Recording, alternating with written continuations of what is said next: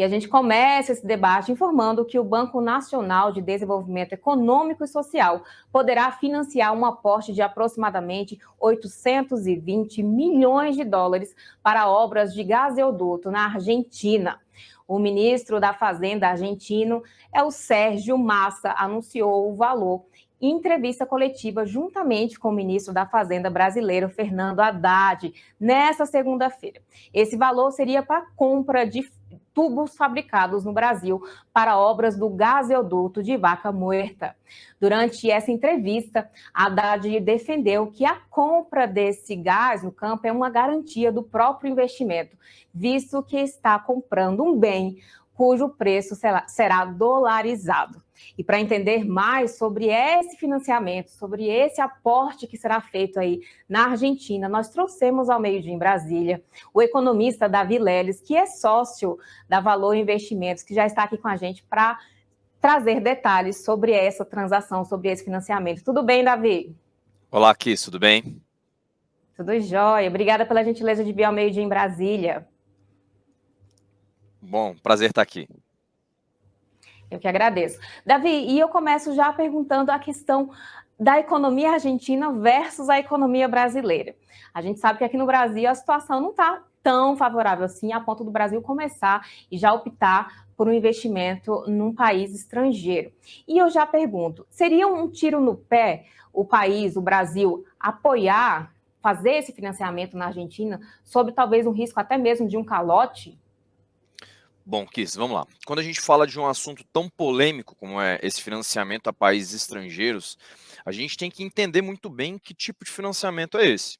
Me parece muito estranho quando a gente está com uma economia ainda em recuperação, não estamos mil maravilhas, é uma economia que ainda está tentando se reerguer depois de um período muito difícil na economia, falar que vai financiar outros países. Nossa primeira reação é falar, ué, mas como assim? A gente vai deixar de gastar com o Brasil e gastar com outros países? Então a gente precisa entender o que é esse financiamento do BNDES.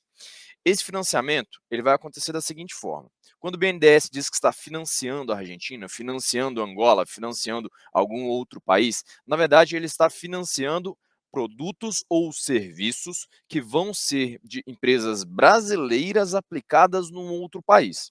Como é um assunto polêmico, vamos tentar colocar de lado ali ideologias políticas ou então posicionamentos políticos, porque o próprio Paulo Guedes defendia também algum tipo de moeda única, alguns tipos de financiamentos. Então, as duas posições mais latentes hoje no Brasil, mais fortes, as duas defendiam isso. Então, vamos entender esse processo. Quando a gente está falando de um financiamento de um gasoduto na Argentina, essas tubulações e esses serviços, caso fossem aplicadas e caso fossem desenvolvidas por empresas brasileiras, trariam lucro para empresas brasileiras e ajudaria a ter uma relação comercial mais forte com a Argentina. Mas quando a gente fala que hoje no bloco do Mercosul é nosso maior parceiro comercial, mas quando a gente fala dessa forma, parece que vai ser mil maravilhas, parece que vai ser algo muito legal, a gente vai ter empresas brasileiras lucrando, vai melhorar parcerias comerciais com a Argentina, então só tem pontos fortes. Mas eu destaco dois pontos perigosos que a gente tem que tomar muito cuidado. Primeiro, a inadimplência. Então, hoje existem ali países que estão ainda inadimplentes com o Brasil, que foram financiados, os maiores ali, Angola, Argentina, Venezuela, República Dominicana, e os países que ainda estão em inadimplência com o Brasil, Venezuela, Moçambique e Cuba. A Argentina não está inadimplente, mas esses outros três que eu citei estão. Então, a gente tem que tomar muito cuidado. Pode parecer muito bonito no papel, mas se esses países ficarem inadimplentes, a gente toma o calote. E o segundo ponto, talvez o mais importante, é o desvio de verbas públicas e uso do BNDES da forma incorreta, da forma errada, que é para desviar dinheiro público, para poder superfaturar algumas obras e usar ali empresas de fachada, ou então algo por baixo dos panos, para poder não cumprir com a finalidade dele, que seria fomentar o crescimento brasileiro. Davi, então, de uma forma prática, quais seriam os impactos ao curto, médio e longo prazo para a economia nacional esse possível financiamento? Bom, se ele dá certo, se ele é feito da maneira correta, ele incentiva os nossos acordos comerciais com a Argentina, fertilizantes, acordos e deals comerciais que tem, e ele pode aquecer o bloco econômico. Mas se ele é feito da forma errada, é uma torneira que está jogando dinheiro fora que poderia estar sendo investido dentro do Brasil e usado de forma correta. Então, se ele é feito da maneira correta, nós vamos ver nossas exportações e importações sendo aquecidas e isso beneficiando empresas brasileiras. O Brasil, ele deve ser visto como o líder do bloco, como a locomotiva que puxa esse bloco. Mas o que a gente tem que tomar cuidado é as obras feitas pelo BNDES não tem que ter finalidade de fazer os outros países crescerem, tem que fazer o Brasil crescer. Se o crescimento brasileiro implica com o crescimento como um todo do bloco, isso foi proveitoso para a gente. Se isso implica no crescimento de outros países em detrimento do nosso crescimento como nação, está completamente errado. A gente não consegue crescer sozinho. A gente já passou há muitos anos do feudalismo, onde cada feudo era autossuficiente e conseguia crescer sozinho. As relações comerciais, sim, elas têm que ser firmadas, Brasil e Argentina, Brasil e China, Brasil e Estados Unidos, para a gente poder crescer junto.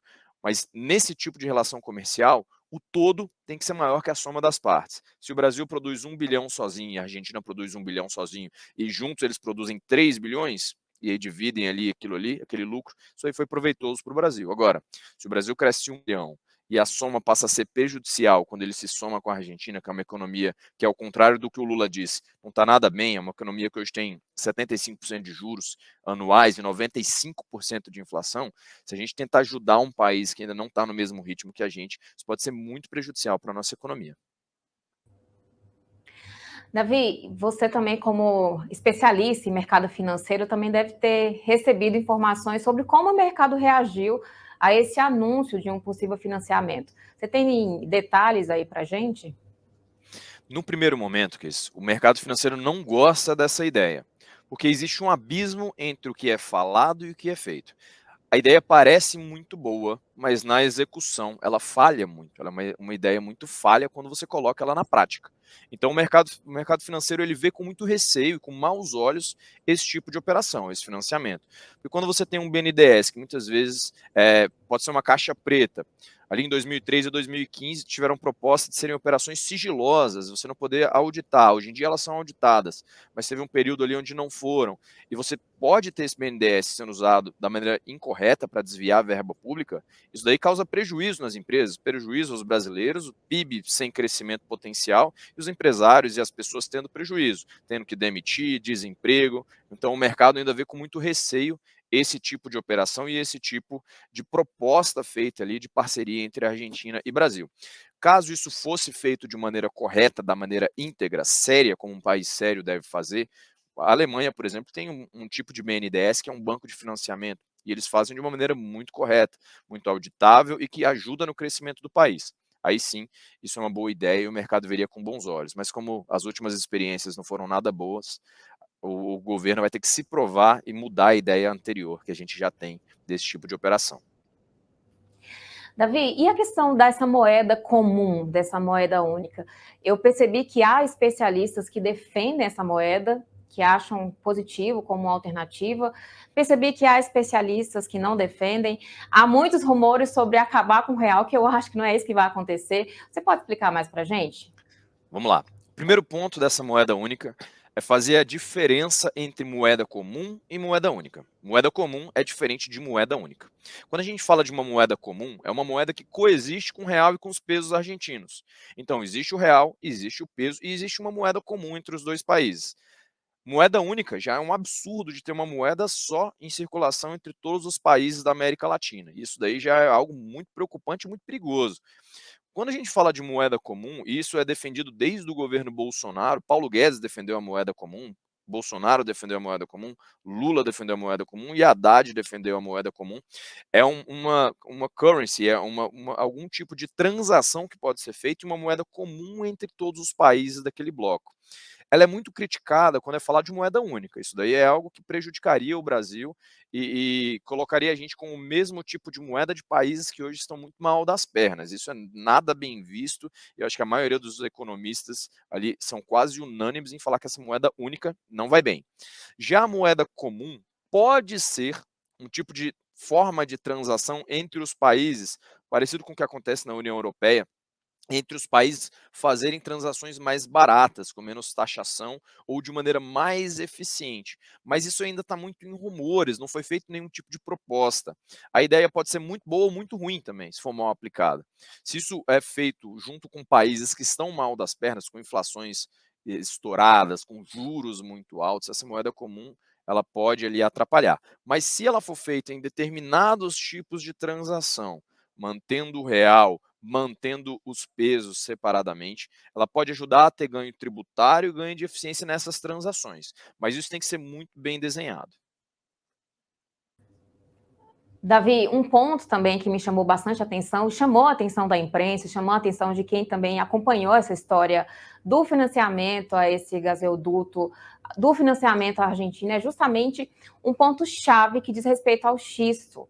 Esse gasoduto argentino, ele irá explorar o xisto, que inclusive não é regulamentado no Brasil. E vai de encontro, na verdade, vai ao encontro, ou de encontro mesmo, falei certo, a uma política verde do BNDES. Você acha que esse ponto específico de exploração do xisto e ir ao encontro de uma política de sustentabilidade do BNDES pode ser uma forma de barrar esse financiamento? Pode sim. Hoje em dia, cada vez mais os países, globalmente falando, eles são cada vez mais ESG, são cada vez praticantes ali de atitudes que são ESG, Environmental, Social and Governance, ou seja, que visam o meio ambiente, uma boa governança e uma boa política de sociabilidade como um todo ali. E isso daí atrai investimentos, países que têm isso. Então, o Brasil ele tem empregado algumas políticas assim. Caso a gente esteja em conformidade com essas políticas, vou dar um exemplo. O Fundo Soberano da Noruega já falou que vai investir no Brasil se a gente está com essa conformidade agora num novo governo. Isso atrai investimentos e é bom para o nosso crescimento. Então, essas cláusulas de estar em desconformidade, por exemplo, com o xisto, a exploração que estaria quebrando essa cláusula de conformidade ESG, isso pode sim barrar esse tipo de projeto.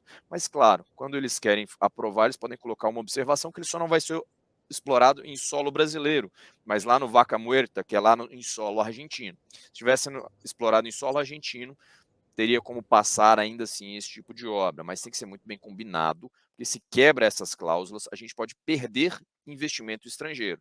E é melhor a gente ter investimento estrangeiro do que não ter. Hoje a maior parte da bolsa, por exemplo, é operada por capital estrangeiro.